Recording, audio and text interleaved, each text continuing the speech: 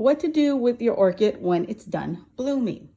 You don't have to throw them away, and you don't have to necessarily cut the stem all the way down to the base.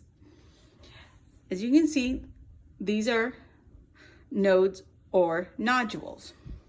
So what I tend to do with my orchids is once it's done blooming, I will cut to the next nodule just above it. So this orchid has already bloomed 2 additional times since the first initial bloom.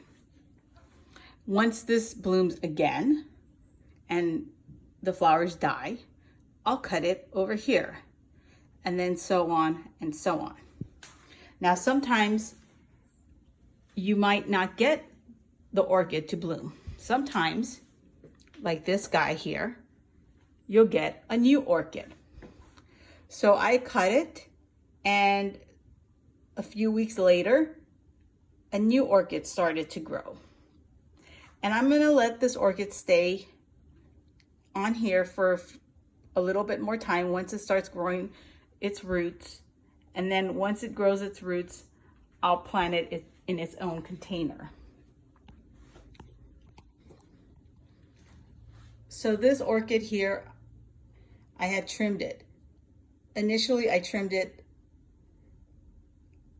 like so.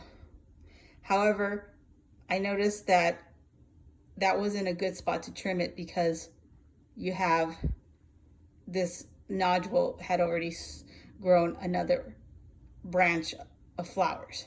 So I got my scissors and I cut it just above the nodule. So hopefully this orchid will also bloom. It'll take several weeks, but I'm hopeful. These are just some tips you can use with your orchids.